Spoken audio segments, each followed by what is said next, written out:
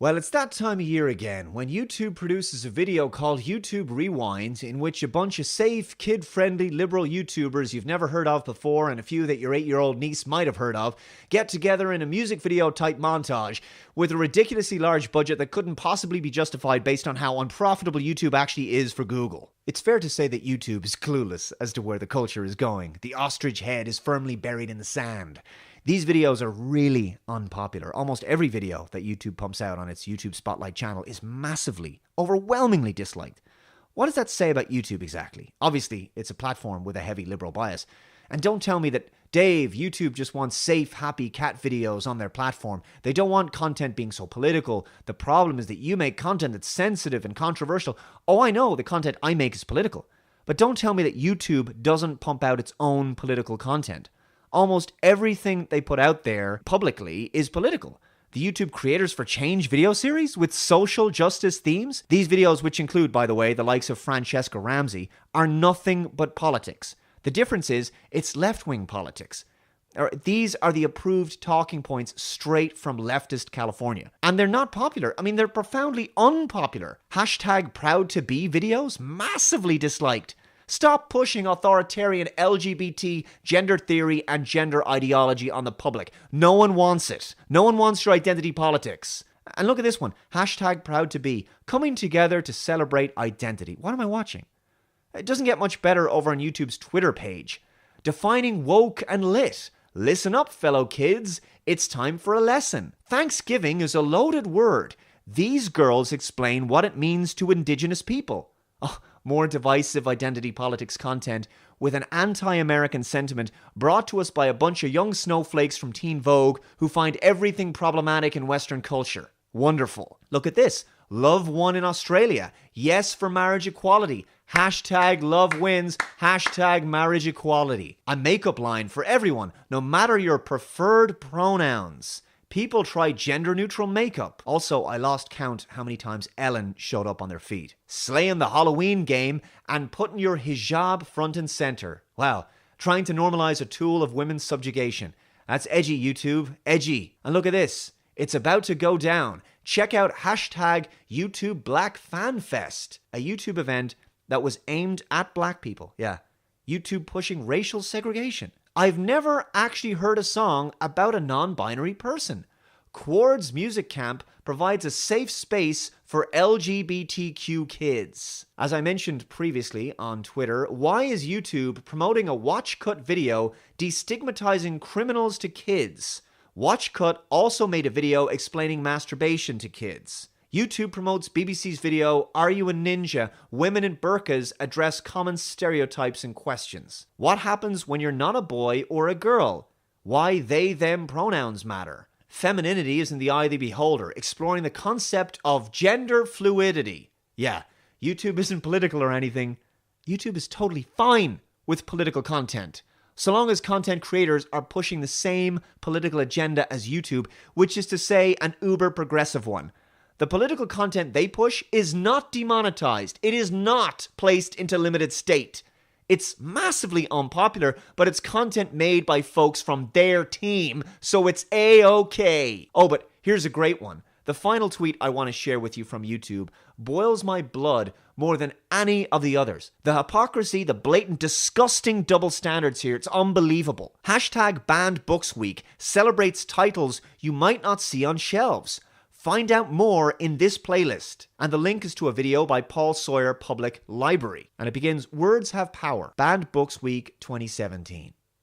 Intellectual freedom is the right of every individual to both seek and receive information from all points of view, without restriction. Even if well-intentioned, censors try to limit the freedom of others to choose what they read, see, or hear. I couldn't agree more with this sentiment. Absolutely, 100%. Very good video. I agree with the video. What angers me here is the organization who shared the video on Twitter, YouTube. The modern-day book burners who now place into limited state, bury, and take off the page content they disagree with, ideas they wish to deny others the right to hear. What about those marginalized voices? You claim to be about free speech and against censorship, except you're not. Oh, but don't worry, folks. It's not political or anything.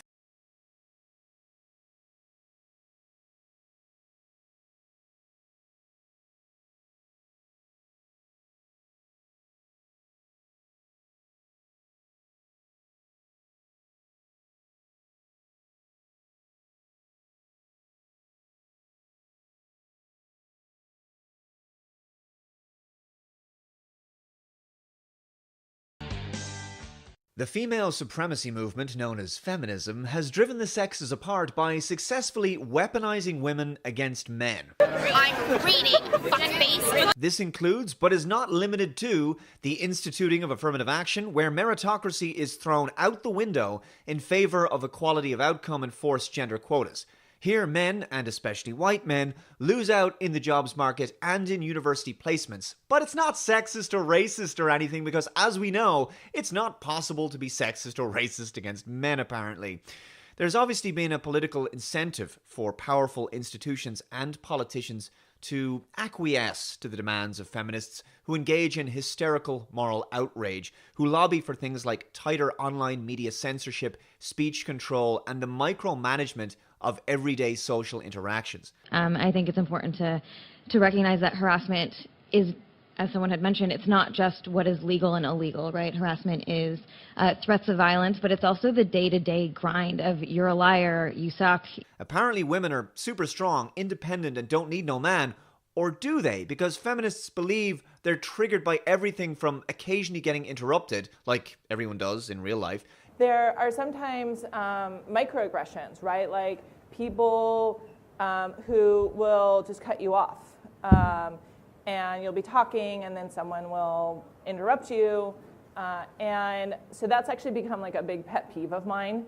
So whenever like somebody interrupts me, I'll be like, wait, I was talking. Air conditioning also suppresses women, apparently. It's just such a relief to know that there's actually proof that this is happening, that women, do feel the cold more than men, and that the AC in offices is normally regulated more for a male's temperature than a woman's.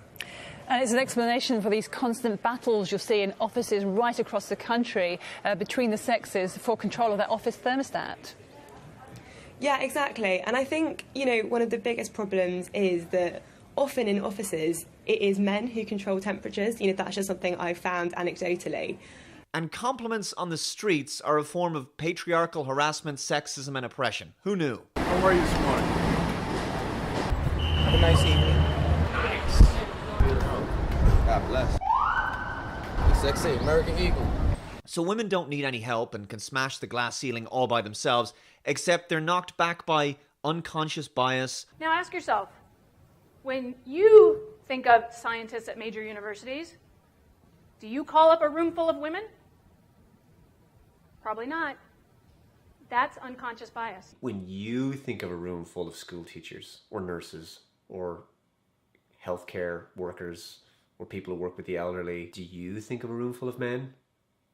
Probably not. That's unconscious bias. Microaggressions, invisible subsurface sexism, and are somehow impacted by a man spreading his legs on public transport, condescended to by mansplaining, and triggered by men standing up to pee. So you'd better make it illegal for a man to do that in a public restroom. Ladies, I've said it before, you really don't want these unhinged feminists speaking on your behalf. The collectivization of your gender into the hive mind of third-wave authoritarian feminism has not only made women increasingly lonely and less happy with each passing decade, but has turned many men off dating women entirely, a phenomenon known in the West as the sexodus.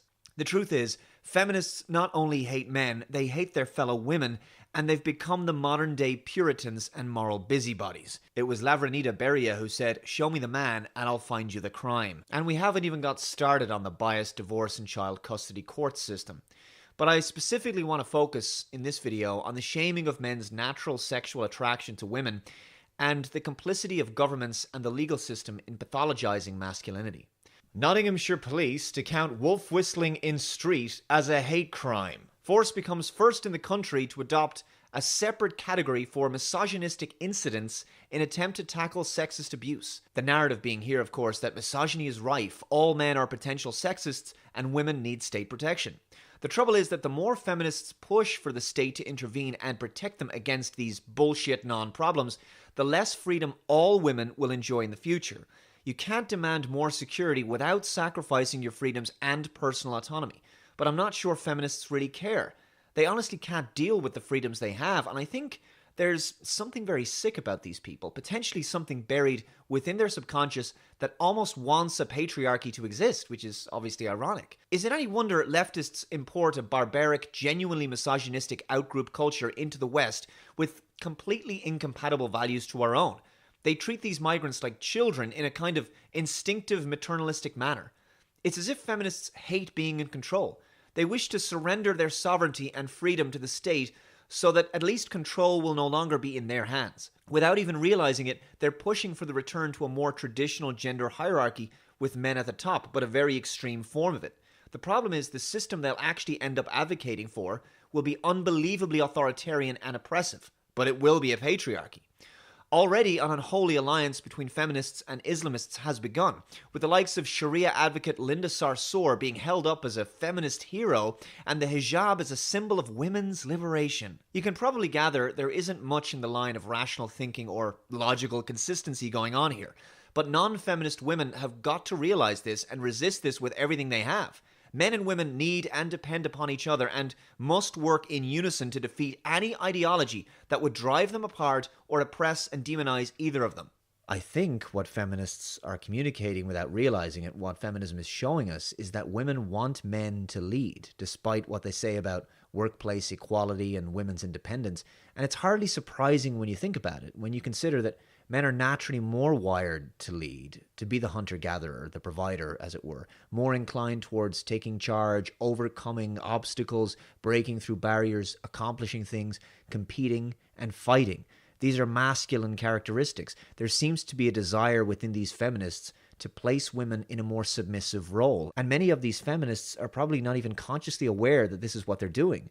I think this is the reason they attack men as much as they do, to try to contrive dangers in the world where they don't exist, and thus encourage the state to make women a kind of protected class. They may not be more free, but they will technically feel more safe and protected from men by men. After all, women only have as much freedom as the men in their society can provide.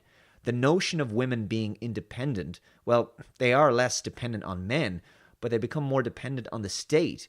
But that isn't going to be enough, because naturally men and women are drawn back to each other and want companionship.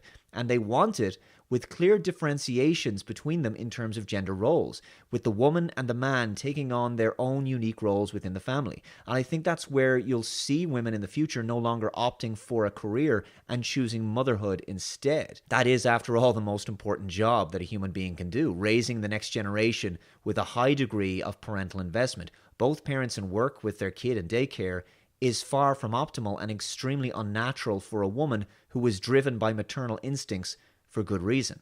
But in the meantime, we will have crazy-ass stories like this to contend with. France to outlaw sexist remarks in bid for equality between men and women.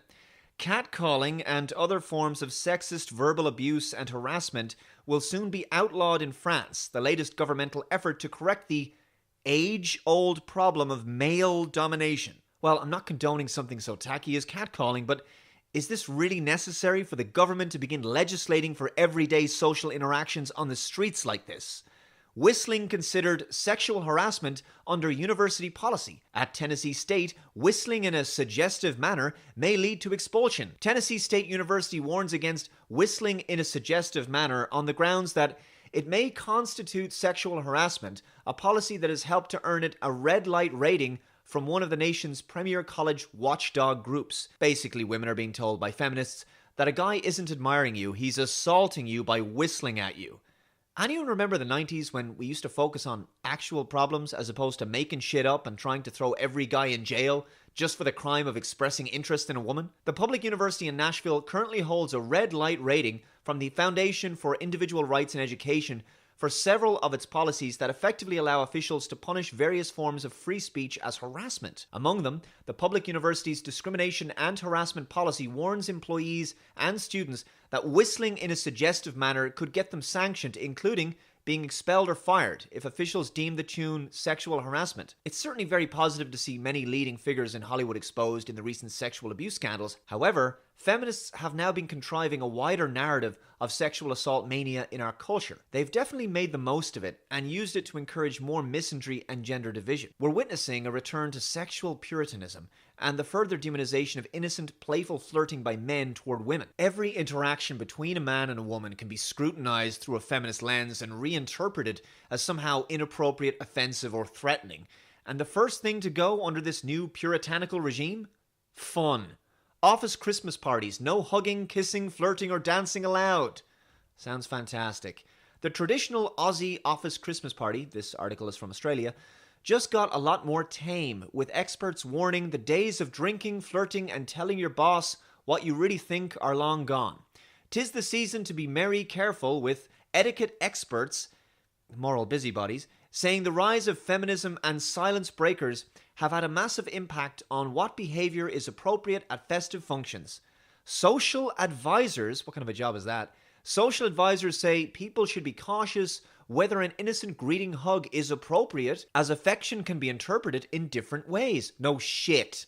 So basically, most everyone previously knew where the line was in these kinds of social settings with respect to acceptable behavior, but now everyone is afraid to so much as look at each other in the eyes because no one knows where the line is anymore. It's constantly being moved back and forth along an ever-changing spectrum. A Christmas party should be enjoyed by all who attend, but it should be treated like a professional work function. It is never appropriate to flirt, touch, or say disrespectful words to anyone at work, except, of course, if a certain someone in the office harbors a mutual interest in you also, in which case they may very much want you to flirt with them. But hey, we couldn't have human beings behaving in an authentic and organic way, could we? Instead, every guy should be carefully walking on eggshells for fear of being hauled over the coals by HR on Monday morning. The problem with flirting is it can be interpreted in a variety of ways. What is fun and laughable to some may be very embarrassing or threatening to others. So keep your hands to yourself, don't even go in for a hug or kiss if you haven't done that before, and stay professional through the entire occasion. This is such basic bullshit advice that it sounds like it was written by an alien from another planet who's completely unfamiliar with human behavior and social norms. And to me, this is the problem because it's the same thinking behind the concept of affirmative consent, where men are expected to continuously stop and ask for permission from a woman for every single thing they do during sex, when in reality, consent is given by a lack of resistance from the female and a series of non-verbal cues, as evidenced in the animal kingdom. Having to practically sign a waiver at every step during sexual activity kind of kills the mood a little bit. And anyone who believes that sexual intercourse could possibly work like this has either never had sex and is indeed from another planet, or is just trying to be a killjoy and police other people's behavior. So, as you might imagine, in order to keep themselves safe, some men are opting out of dating women entirely, and they're retreating into video games and porn, and even sex robots now, for God's sake. And when they do this, they're then told that the use of sex robots somehow normalizes rape culture, epitomizes the patriarchy, underscores male aggression, is a form of violence against women, and reinforces dangerous gender stereotypes. So, whether men interact with women or whether they stay the hell away from them, they're damned and condemned either way. Men cannot win. But here's the thing that feminist and non-feminist women need to understand. Men will survive and overcome this. It's in their nature. Women will not fare quite so well in the future, unfortunately, assuming this demonization of men continues. The expectation and contrived notion that women should rise to the top of the corporate ladder and have it all is bullshit, and everyone knows it. And because of the nature of hypergamy, corporate career women are finding that it's pretty lonely up there because there's fewer and fewer men of comparative economic standing. So what happens? Well, these women don't tend to marry below their economic position, so they end up complaining that there's no good men left and they spend their life with cats. In Japan, this is so bad, where the so-called herbivore men have opted out of dating women entirely. What is it that's missing in women's lives that would make them hire someone like you? Why do they need you? あくまでも大事なのは涙を流すっていうことが大事。 Women around the world are gaining economic independence, and Japan is no exception. Rather than dealing with the exasperating issues of relationships and marriage, women are turning to a newly emerging industry of companionship. These modern services offer men for hire and provide elements of the boyfriend experience a la carte. Single women in Tokyo can now fulfill their romantic needs for a price on demand and by the hour. Do you notice things changing at all as time goes by? Do you think that women in Japan feel more confident and more able to be emotional, to express emotions? 女性の方がその辺ガッツがあって今は強いですよ。やっぱり女性が強くなってきた一つとしてそういう恋愛の影響はあるのかなとは。So as you can see, the genders have been very much driven apart, but it's clear that despite this damage, men and women still have a need for each other in some form, for companionship, and they're inventing the most ridiculous artificial means possible in order to achieve this. What I'm going to put forward next is going to sound a little bit ridiculous to some people. I know other people have talked about it, but just go with me on this one. It's a disturbing, hypothetical, dystopian future, but if sex robots ever do become indistinguishable from real women, which I doubt is going to happen anytime soon, but if they did, disenfranchised men would probably end up seeking companionship that way, kind of like the holographic girlfriend from Blade Runner 2049, only in physical form. These men will have jobs and provide for themselves and their household alone and make do with a loyal, loving synthetic female that they find attractive. But I don't think women will derive the same sense of satisfaction from an artificial male. The reason I say this is because women will still have to provide for themselves. There won't be a man there to do it. And women are naturally inclined towards caregiving and maternal instincts rather than providing. A male sex robot obviously can't provide for them, so they'd still have to work full-time in order to provide for themselves and their child, obviously. As you can see, this scenario does not restore the traditional gender dynamics of the man as the provider and the woman as the caregiver homemaker. Even if she uses a sperm donor to get pregnant, who's going to help support her and her child? The state? That would just encourage more single mothers. And when the artificial womb arrives, men will just use that to reproduce with. Now, obviously, we're taking a hell of a lot on faith here if we're to assume that future female robots will become so super intelligent with sophisticated AIs that they would be able to keep a home and raise a child. That could be hundreds of years away. But it is interesting to think about the consequences of exploring these concepts, however ridiculously far-fetched they currently may seem. I think some men might be okay with coming home to a feminine, dutiful robot wife that's indistinguishable from the real thing, but not so much for women coming home to a masculine robot. Anyway, I happen to have a lot more hope that this absurd robotic future actually will not occur. I don't see it happening. I think the reality is that long before these robots become perfected, the gender dynamics will have been restored between men and women, and the reason I believe this is because we're already witnessing a natural return to conservative and traditional lifestyles, where it's become much more accepted to identify as a conservative. Liberalism has had its day, and it's currently in its death throes, and feminism is following closely behind. Finally, guys, if you appreciate this kind of content, please consider sharing this video and subscribing to my channel and clicking that bell icon thingy to keep notified of my future uploads. Thanks for watching, and I'll see you next time. Bye-bye.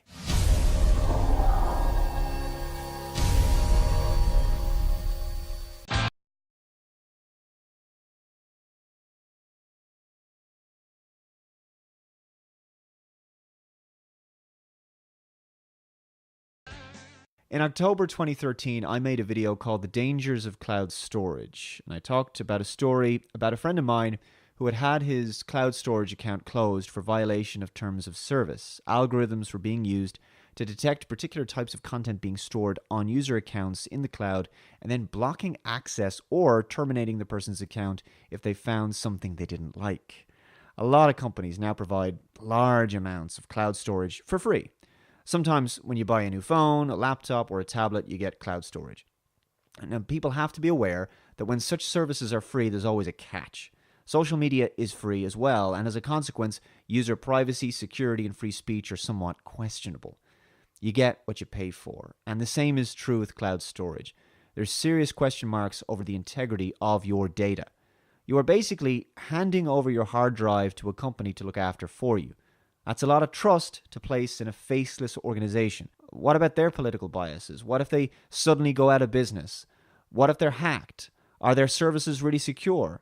What's to stop third-party companies from mining your data for information about you? And this would be an advertiser's dream. There's a difference, by the way, between using the cloud for things like blockchain networking and cryptocurrency transactions.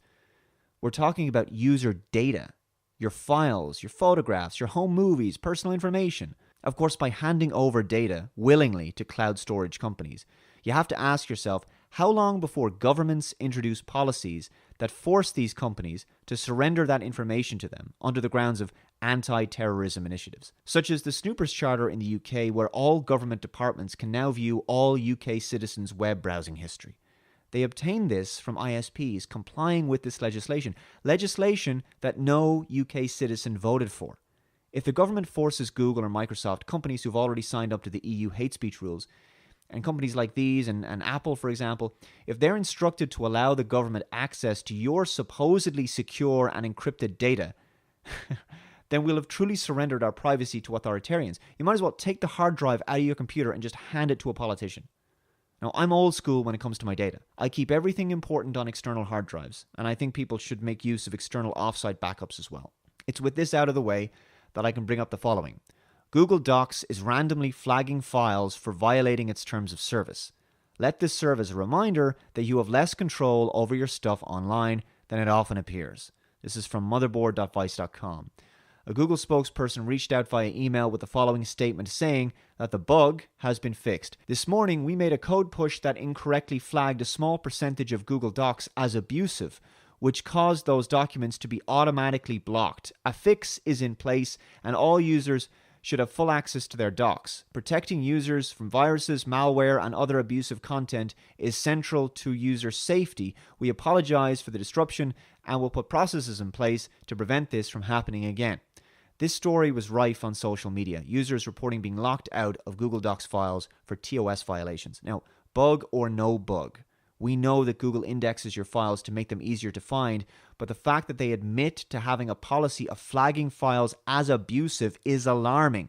All right, this is not something you're going to have to worry about when you're using Microsoft Word offline on your laptop. Right? Though given Google and YouTube's culture of censorship, firing employees for politically incorrect wrongthink, search engine manipulation, limited state mode, and easily triggered community guidelines policies, it's not hard to believe that they would do this with Google Docs. Google has very clear and public political biases, right? So the company appears to be a product of its environment in Silicon Valley. It should be possible for computers to detect malicious, misleading, and incorrect information and essentially have you not see it. We're not arguing for censorship, we're arguing just take it off the page, right? Put it somewhere else, make it harder to find. So be careful what you type in Google Docs now because, you never know. Certain keywords are being detected. But it gets even better. Moving on to Twitter. Twitter says you can lose verified status for bad behavior, even if it's off Twitter. Twitter wants to police its users both on and off the service. Twitter, as we know, has been tanking its share price of late and adding all of 0 new users in its previous quarter. Honestly, the only reason I'm still there on Twitter is because I'm going to ride it out until the wheels fall off the platform. I already have viable alternatives with Minds and Gab anyway. The de-verification fiasco began in earnest last year prior to Milo's full banning. He was de-verified first, but why? Isn't verification supposed to simply verify that a Twitter account belongs to that particular person in the public eye, to avoid any confusion? If I'm honest, I don't think verification should be a privilege reserved for celebrities and public figures. I think everybody should be verified in the same way a person needs to verify their bank account details with their bank. Everyone should know that an individual account is legitimate and it's not a fake account that's impersonating somebody. But instead, verification has been weaponized against people with the wrong views on social media. A slew of political dissidents like Tommy Robinson recently lost their verification badges on Twitter. Does Tommy Robinson's account stop being his now? Does Tommy Robinson's account stop being his? No. His handle is still the same. It's still him. It's still his account. Verification gives users access to certain features that non-verified users don't have, such as only being able to see tweets from other verified users. That would, of course, create quite the echo chamber. So by removing verification, it's clear that this is a statement that certain users are not allowed within an elite group. Twitter reserves the right to remove verification at any time without notice. Reasons for removal may reflect behaviors on and off Twitter that include... Now, that was behaviors both on and off Twitter, as this article points out. With a single sentence, Twitter has saddled itself with an incredible burden. It not only plans to police its users while they're using the service, now it has to police them when they're not on Twitter too. That's an extremely tall order for any company. It's unclear how Twitter will do this or how active it will be in searching for violators. But the wording was not accidental. Twitter is actually doubling down on the approach. On Friday, the company published new guidelines around violence and physical harm. Again, it promised to hold users accountable for their offline behavior. Here it is in black and white. Reasons for removal may reflect behaviors on and off Twitter that include promoting hate and/or violence against. Right, so there's a difference between actually inciting and promoting hate and violence, and what most SJWs and easily triggered snowflakes feel that hate and violence promotion is. So the danger is that simply disagreeing with progressive talking points these days is enough to be considered violent and hate-filled. This is a deliberately vague and subjective definition. One thing's for sure, you can expect to see a sharp increase in yet more Twitter witch hunts, with the baying mob trying to place pressure on Twitter to de-verify more people with incorrect views.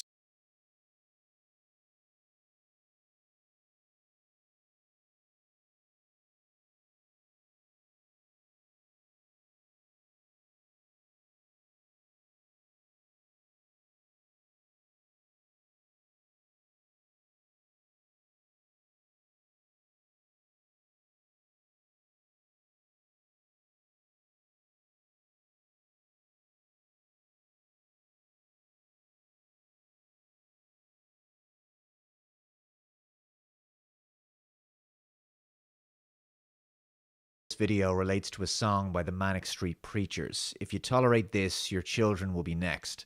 The left is constantly preaching to us about how we must be more tolerant of lifestyles, ideas, and cultures that are antithetical to the very principles and values that Western nations have stood for. The truth about demands for tolerance is that it's really about trying to disable our ability to say no to ideas and behaviors that we find repugnant. It's about breaking down our resistance and undermining our moral conviction by encouraging apathy and shaming us for trying to preserve, take pride in, or celebrate our own identity. In short, a society cannot survive if it's unable to defend and maintain the traditions, values, and social mores that define it. Those who do not consent to having their moral fiber eroded will of course be branded bigots, haters, and out-of-touch dinosaurs. Oh, and probably Nazis too, but of course that goes without saying these days. Earlier this year, I discussed the following article written by a pediatrician who said transgender ideology has infiltrated their field and produced large-scale child abuse. Transgender politics have taken Americans by surprise and caught some lawmakers off guard. Just a few short years ago, not many could have imagined a high-profile showdown over transgender men and women's access to single-sex bathrooms in North Carolina. But transgender ideology is not just infecting our laws, it is intruding into the lives of the most innocent among us, children, and with the apparent growing support of the professional medical community. As explained in my 2016 peer-reviewed article, Gender Dysphoria in Children and Suppression of Debate, professionals who dare to question the unscientific party line of supporting gender transition therapy will find themselves maligned and out of a job. The article is long, so you can check out the full thing, link below in the description, but this summary sufficiently gets to the heart of the piece. Today's institutions that promote transition affirmation are pushing children to impersonate the opposite sex, sending many of them down the path of puberty blockers, sterilization, the removal of healthy body parts, and untold psychological damage. These harms constitute nothing less than institutionalized child abuse. Sound ethics demand an immediate end to the use of pubertal suppression, cross-sex hormones, and sex reassignment surgeries in children and adolescents, as well as an end to promoting gender ideology via school curricula and legislative policies. It is time for our nation's leaders and the silent majority of health professionals to learn exactly what is happening to our children and unite to take action. And so it is with that out of the way that we can now discuss the following. I called a trans boy a girl by mistake, and it may cost me my job as a teacher. Maths tutor suspended after praising pupil using the wrong gender. Joshua Sutcliffe, 27, who teaches maths at a state secondary school in Oxfordshire, said, "Well done, girls," to the teenager and a friend when he spotted them working hard. He apologized when corrected by the pupil, but 6 weeks later, he was suspended from teaching after the pupil's mother lodged a complaint. Following an investigation, he has been summoned to a formal disciplinary hearing this week to face misconduct charges for misgendering. According to documents seen by the Mail on Sunday, he also faces claims that he is breaching equality policies by referring to the pupil by name rather than he or him. Ah yes, the great push for equality within the institutions, another euphemism for forced compliance with cultural Marxism. The £30,000 a year teacher, I don't know why his salary is mentioned, said he was distraught and had been reduced to tears as teaching was his life, and he branded the actions of the school as political correctness gone mad. Here's another story. Transgender tots, drag queens sent to nursery schools to teach kids as young as 2 about gender diversity. Nursery school toddlers are getting lessons from drag queens to teach them about gender fluidity, because teaching the fiction of gender fluidity as fact is so very vitally important at such a young age, isn't it? Children as young as 2 are taught specially adapted songs by performers including Donna LaMode. Men in women's clothes are teaching kids as young as 2, including one who dressed in Alice in Wonderland, at 7 government-funded nurseries to stop them from committing hate crimes in later life. What wonderfully strong male role models these boys will have. And thank God they've gotten this indoctrination so early. Otherwise, their potential future wrongthink may have gone uncorrected. Let's be honest, if you destroy gender dynamics in this way by creating such confusion at an early age, it's a powerful way for the state to, by extension, destroy the nuclear family, a central building block of society. Terms like mother and father are considered offensive because the role of parents has to be downgraded so that the role of the state becomes more important. As single-parent families are pushed as the norm, dependence on the welfare state increases, and thus when children become adults, they're sufficiently infantilized to continue to view the state as mother and father. Youngsters learn specially adapted trans songs at the sessions and are told stories, one about a teddy bear which realizes it is a girl and not a boy. The drag queen storytime classes are held by Bristol University law graduate Thomas Canham, 26. He hopes they will soon be rolled out across all 37 centres run by the London Early Years Foundation. Watch out, parents, your kid's school could be next. I'm constantly telling parents to watch what their kids are being taught. Pay careful attention to the wording of subjects within the school curriculum. Ask your kids questions about what they're learning in these factories of ideological conformity.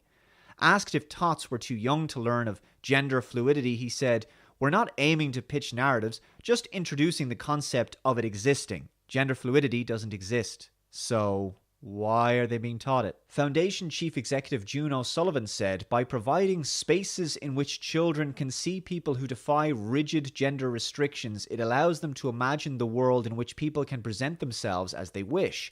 But gender dysphoria expert Professor Ashley Grossman said, "Only a tiny proportion of children develop dysphoria. This seems a little misguided.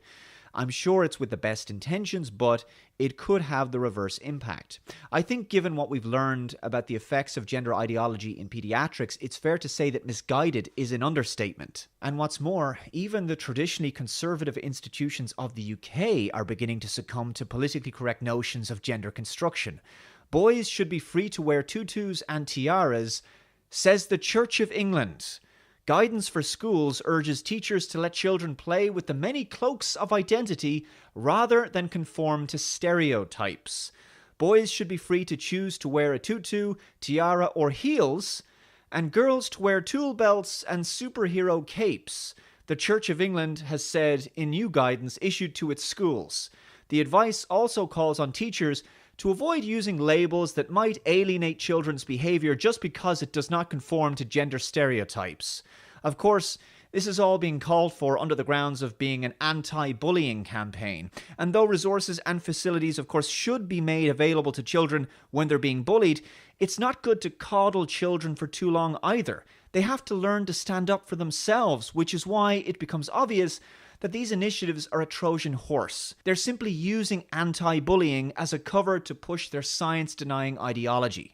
As the article on pediatrics mentioned, even the American Psychological Association's Handbook of Sexuality and Psychology admits that prior to the widespread promotion of transition affirmation, 75 to 95% of prepubertal children who were distressed by their biological sex eventually outgrew that distress. The vast majority came to accept their biological sex by late adolescence after passing naturally through puberty. But with transition affirmation now increasing in Western society, the number of children claiming distress over their gender and their persistence over time has dramatically increased. For example, the Gender Identity Development Service in the United Kingdom alone has seen a 2,000% increase in referrals since 2009. Now, I don't think it's much of a long shot for me to say that that massive increase in referrals might have come from the fact that kids are being indoctrinated in the ways that we're seeing in schools. It's very simple. Children are impressionable. Their minds are like sponges. They take this stuff in as fact. Before too long, they begin to believe it without question. Watch what your kids are being taught and discuss your concerns with other parents.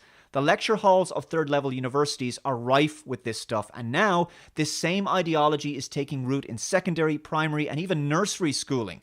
Parents, you must be vigilant. This is not something you should ever tolerate.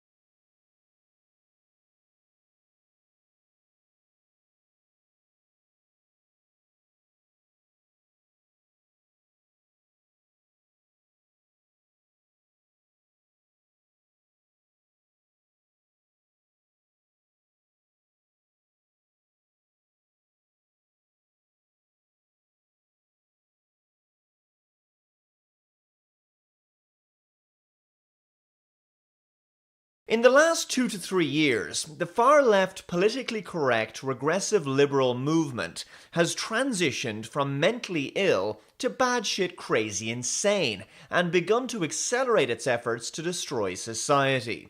Some say the disturbingly quick growth of their influence in the past few years has been down to the fact that people are wising up to their bullshit and now they've become more desperate. They may be beginning to lose their political power and grip on public discourse, and consequently, they've started doubling down on those people who disagree with them. The theory certainly seems plausible given the emergence of a growing YouTube movement of rational and intellectual critics who have begun a backlash against regressives and social justice warriors, calling them out on their nonsense. There's nothing liberal about a regressive liberal. They've become authoritarian and puritanical in their beliefs and behaviors. Their act has become tiresome and predictable. So in case you weren't already aware, here's 5 signs that you're a regressive liberal. Number 5. You're against freedom of speech. Despite claiming to be liberal, tolerant, and preaching inclusiveness, you can only apply this policy to those who agree with you or to those you deem to be marginalized minorities who fit your narrative of intersectional oppression. Dissenting opinion of any kind is heresy against your regressive doctrines. For example, Yale University students recently signed a petition on campus to have the First Amendment protecting free speech removed from the US Constitution. This is the same campus where students claim that the role of college professors and faculty members is not to create a place of intellectual debate, but to create a home. If you're a regressive, then you believe people's right to feel comfortable should come before free speech. This is a highly dangerous belief system because offense is never given, it's only ever taken. Who becomes the ultimate arbiter of what kind of speech is acceptable and what kind of speech isn't? The truth is, free speech must come with no clause or caveat. If you ever utter a phrase like, "I'm all for freedom of speech, but," then you're against free speech because you're a regressive. Number 4. You're extremely racist and bigoted. In the regressive insanosphere, white people, and especially white heterosexual men, are privileged shitlords with power they inherited at birth, apparently. Multiculturalism must be used to create a more diverse Western world, i.e. unfiltered mass immigration should be encouraged from developing nations to ethnically cleanse the West of the Caucasian cancer infesting it. You believe that affirmative action must be used in education, politics, the media, and the workplace in order to help women and ethnic minorities to break through systematically oppressive barriers. which don't actually exist. You believe that anyone who isn't white in a predominantly white nation should be given special treatment and receive important positions they haven't earned. You believe that people should be judged on the color of their skin or on their genitals and not on the quality of their ideas or the content of their character. In your worldview, the meritocracy is unfair because it rewards those who work the hardest and produce the best results. You believe this is a bad thing because it doesn't automatically give minorities a victim narrative that would imbue them with a special privileged status. Believing women and ethnic minorities to be weak and helpless and in need of constant assistance from the state just by virtue of being what they are is what George W. Bush called the soft bigotry of low expectations. Telling all white men to check their privilege and downgrading their issues as being irrelevant is racist and bigoted against white men. You point out what you believe to be racism, sexism, bigotry, and Islamophobia in other people everywhere, but you use bigotry and reverse racism on white people all the time. White people must be held responsible for the past sins of their colonial ancestors in a kind of original sin. This is ironic, given how many of these social justice warriors are also atheists. Number 3, your arguments aren't arguments at all. When arguing against the position of your opponent, you will rarely engage with what they've said or attempt to address their argument at all. Instead, you'll label them something like bigoted, misogynistic, or call them out on the grounds of hate speech. Instead of carefully considering the statement of those you disagree with, you simply smear them and resort to name-calling or even doxing. When that doesn't work, you'll also attempt to change the conversation and attack the character of your opponent or undermine their credibility in some way. You may also respond from a position of narcissistic sanctimoniousness. For example, when someone argues with a feminist SJW on Twitter, the feminist may simply reply with the now iconic response, "Educate yourself," or "read a book," or "Google it." They won't actually cite credible sources for their opinions. They may also adopt what I call the because reasons philosophy, like Justin Trudeau, when asked why he felt it was important to have a cabinet comprised equally of men and women. He simply said, because it's 2015. This isn't a reason. Stating that the reason you took a certain action was because it was the current year that it is like saying because the sky is blue. Of course, women should be allowed to enter politics if they wish and to even pursue the highest positions in office. No one but a genuine bigot would dispute that.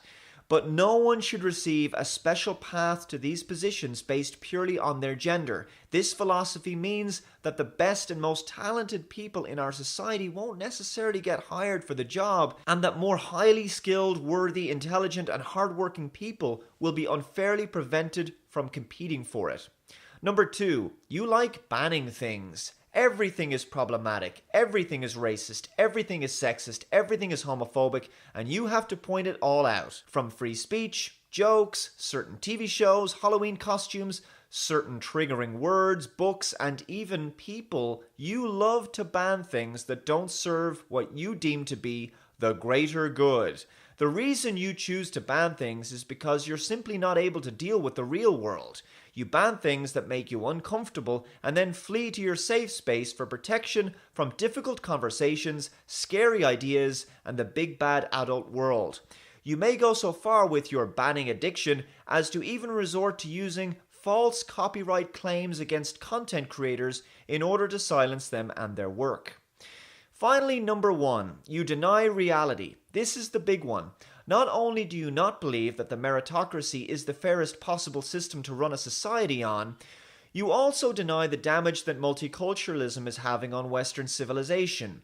You refuse to admit that despite the fact that the majority of the world's 1.5 billion Muslims are peaceful, 15 to 20% of them support Islamism, and this is the reason Islam is still in need of a reformation. If someone admits this, you'll label them racist and Islamophobic, despite Islam not being an actual race.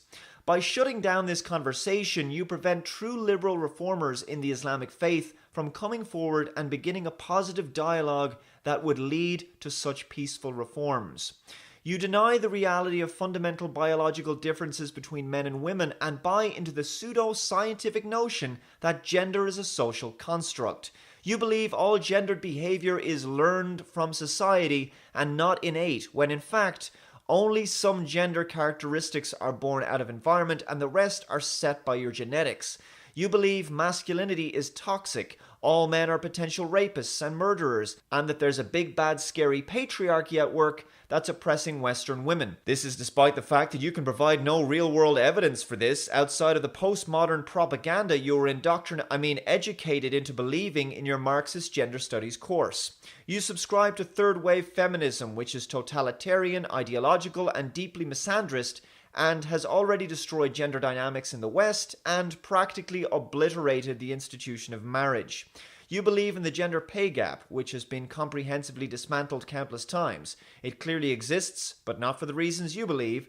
Women get paid less than men on average because they work less hours and tend to enter lower paid fields. So those are just 5 signs that someone is a regressive liberal. Be sure to provide your own examples in the comments below. Thank you very much for watching, and I'll see you next time. Bye-bye.